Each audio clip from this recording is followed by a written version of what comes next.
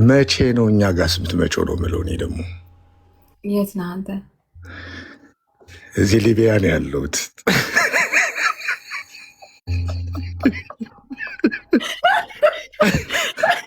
ሀገራችን አንቺን ናፍቃል።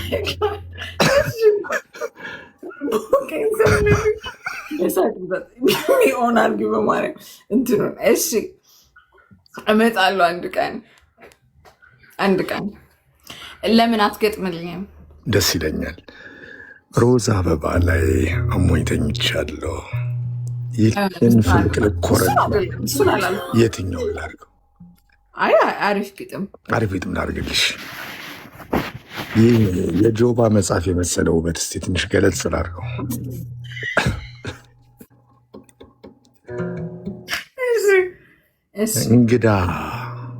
እንግዳ የሚል ሙዚቃ ታውቂያለሽ?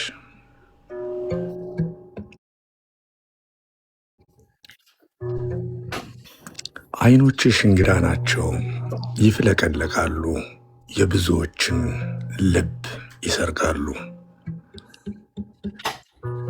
አንዳንዱ እዚህ ቤት ከቆየሁኝ ግቢውን የአንበሳ ማድለቢያ ላደረገው ነው ይላል።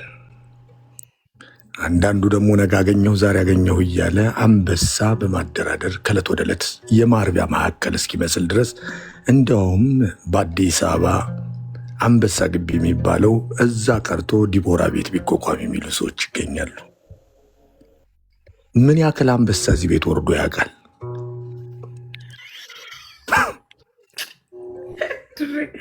በጣም ብዙ አላውቅም። በጣም ብዙ የእውነቴን እኮ ነው። በጣም ካስገረመሽ እኔ በጣም አደንቅሻለሁ። ማደንቅሽ ለምን እንደሆነ ታውቂያለሽ? ጀግና ነሽ።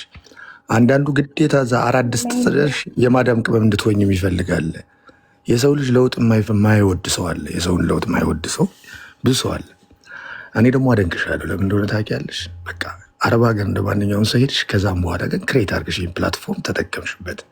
አስቦ የረጋድን ደስ ብሎኛል። በቃ የሰው ልጅ በሆነ መንገድ ላይ ሰክሰስ ሲያደርግ ደስ ይላል። ቆንጆዬ ነሽ ምናምን ያምራል ሁኔታሽ። አሁን እንደውም ሀገር ፍቅር ሰልጥነሽ የወጣሽ ነው የሚመስለው። ምንም የውበትሽ ሁኔታ ብቻ ሳይሆን ካራክተርሽ ራሱ ደስ ይላል። እና ምን ልልሽ ፈልጌ መሰለሽ፣ አንዳንዱ ይችማ ዲቦራ ኢትዮጵያዊ አይደለችም ኤአይ ነች ይላል።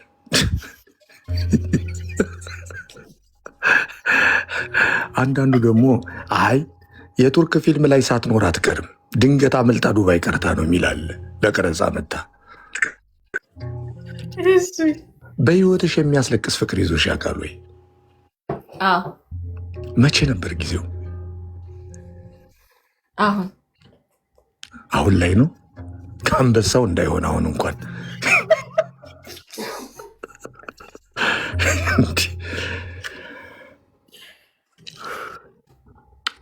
ውበቷ ልዩ ነው። በጣም የሚያምር ጣፋጭ ቆንጅዬ ልጅ ናት። ፈገግ ስትል አይደለም አንበሳ ነብርም ያስወርዳል የሚል አሁን ከመጡት ቲክታከሮች በውበታቸው አስገራሚና ፍልቅልቅ ከምትሏ አንደኛዋ ዲቦራ ነች። የዕለት ተዕለት ተግባሯ ኦንላይን ሆኗል፣ ወይ ደግሞ ላይቭ ስትሪም ማለት ነው። በአመት ምን ያክል ገቢ ያለሽ? ለሌሎቹ ታክሲ የለው እንግዲህ ዱባይ። በስነስርዓት ግጠምልኝ፣ ያለ ብልታ ተወው በቃ። አረ ገጥምልሻለሁ። የት አባቱ ደግሞ ለመግጠም እንኳን ግጠምልኝ ተብለን አይደለም ሳንባልም እንገጥማለን።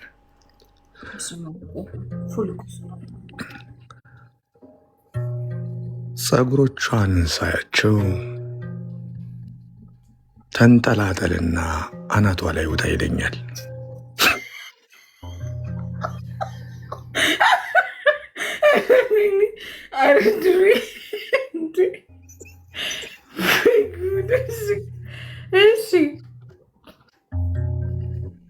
ደሞ ላይ እንዳልወጣ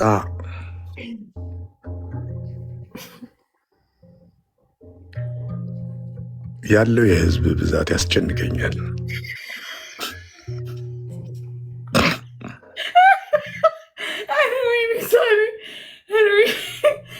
ድሬ በስራት ገጥማል። አትገጥመም? ቆይ ምንድን ነው አሁን ይሄ? እንዴ ይገጠማል።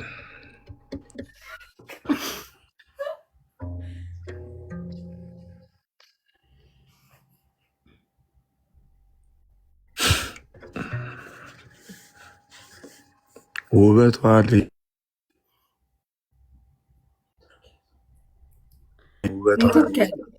ኔትወርክ እኮ ችግር እኮ ነው። እዚህ ሊቢያ ያለ ኔትወርክ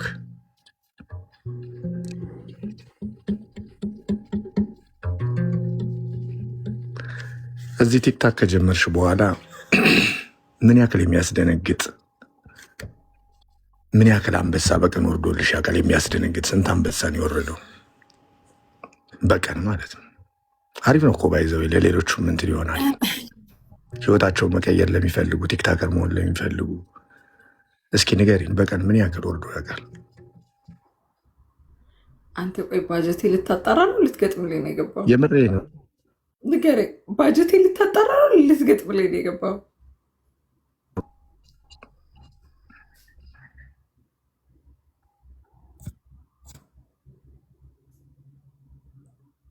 እሱ እስኪመለስ ሌሎቻቸው አውሩ ውዶቼ። እሱ እስኪመለስ ተመለሰ።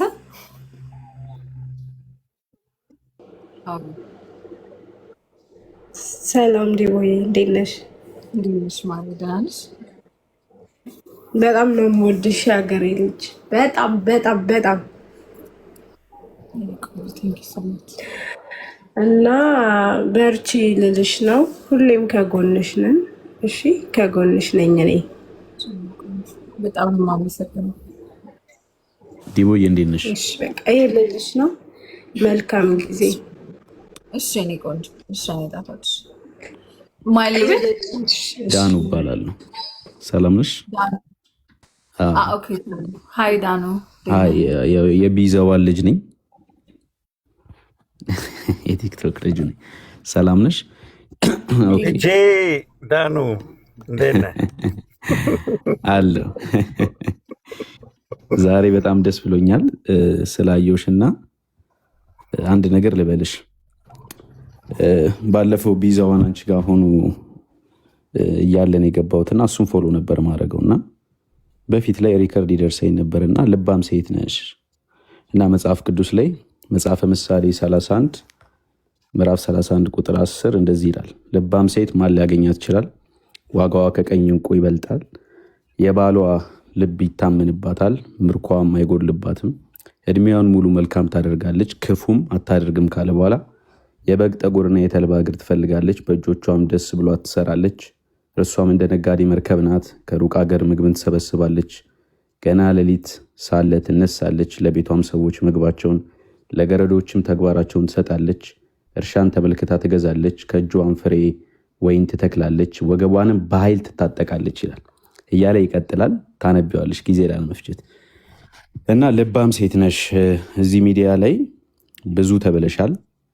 ከሳቁ ጀርባ ከአንቺ ሳቅ ጀርባ ያሳለፍሽውን ብዙ መከራን ያውቃሉ፣ በዚሁ በሚዲያ ማለት ነው። እና እግዚአብሔር አሁን ልባም አርጎሻል፣ በርትተሻል። 26 ላይ ደግሞ እንደሚል አፏን በጥበብ ትከፍታለች፣ የርኅራኄ ሕግን በምላሷ አለ ይላል። እና ተናግረሽ ራሱ የሆነ የምትናገሪው ስታጪ መጨረሻ ላይ ባለፈው ጊዜ የርኅራኄሽን ንግግር አየውና እግዚአብሔር ዘመንሽን በደስታ ይጨርስልሽ፣ ነገሮችሽ ሁሉ ወደ መልካም ይፍጠኑ። አንቺ ያሰብሽው ሳይሆን ክርስቶስ ኢየሱስ እሱ ያሰበልሽን በሕይወትሽ ይፈጽምልሽ።